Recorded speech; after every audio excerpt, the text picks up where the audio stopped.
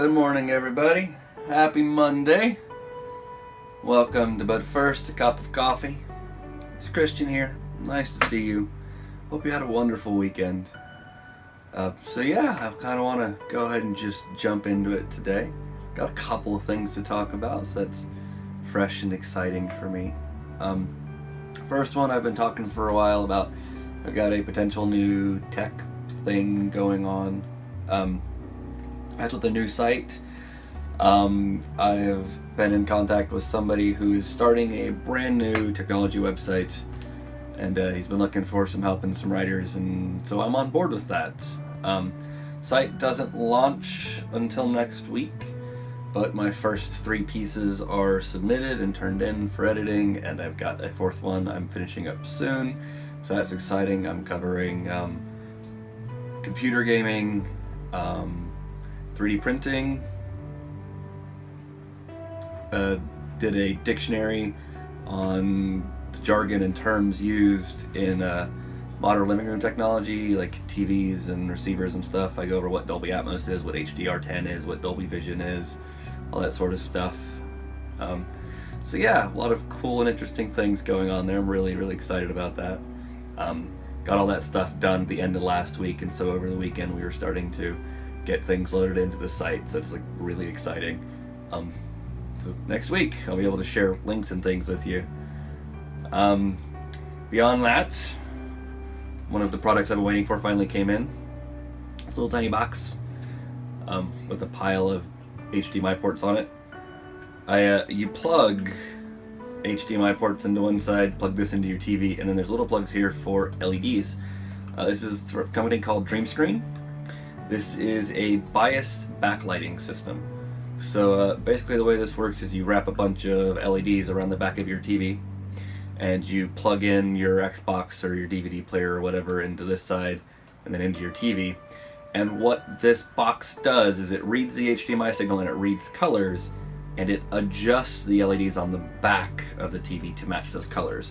So if you're on a screen and the sky is blue on the bottom, and there's like a building on fire over here that's red, and then over here is green grass, the lights on the back of the TV will be orange and red and yellow on this corner, and then blue across the top, and then green on the back where the grass is. So you get this weird sort of impression that the things inside the screen are sort of alive, and they cast the light onto the back of the wall behind you.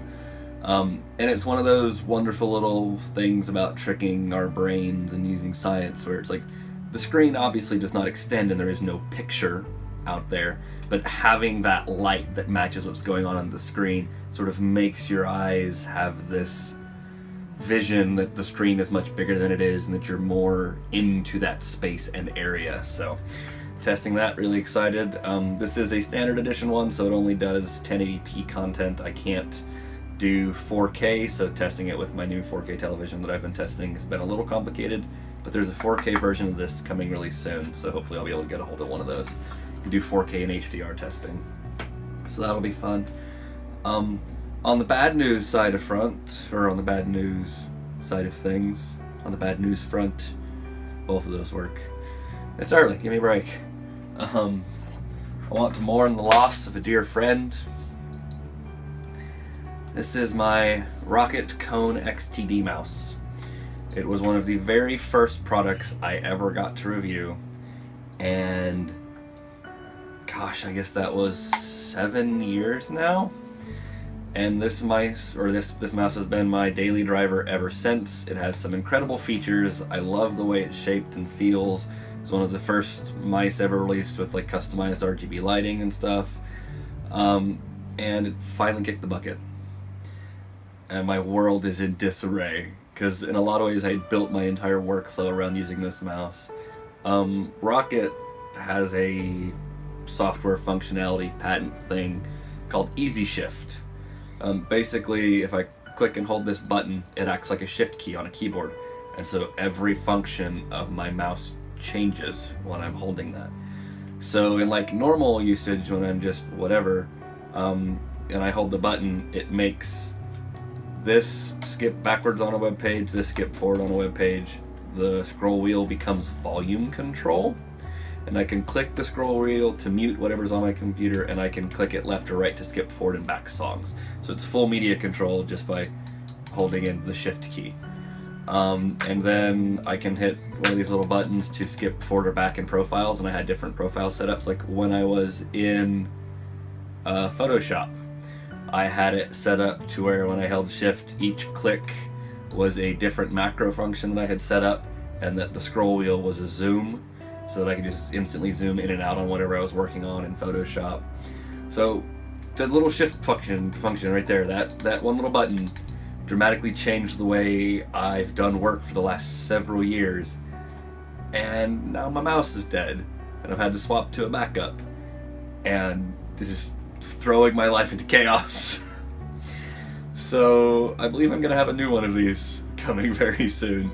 Although they've upgraded it since then. Like I said, this is now 7 years old. They have 5 or 6 different models with new sensors and new technologies and stuff. But for the most part, the general shape and the button layout is the same. So that's what I'm going for. Because I said this fits my hand perfectly, and I got so used to the way the buttons were laid out and all the functions I could do with it that, yeah, so I've built my life basically around this. So go in peace, dear friend. You shall be missed until you are replaced.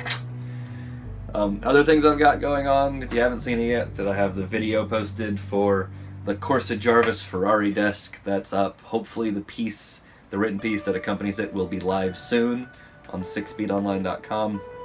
I've not checked that over the weekend, so they might have gotten that up, but I don't know yet. Last I heard, it was still in final edits.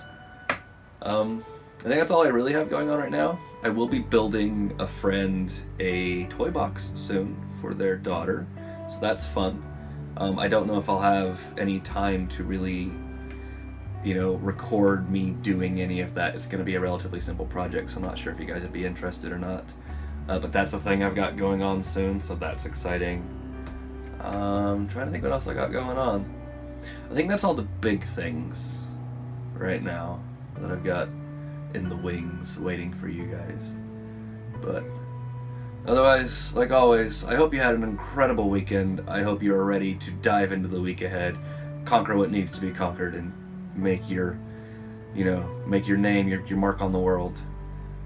But I have some shit to do, so I'm gonna finish my cup of coffee. I'm gonna get to work. You guys have yourselves a wonderful day, and I'll see you tomorrow.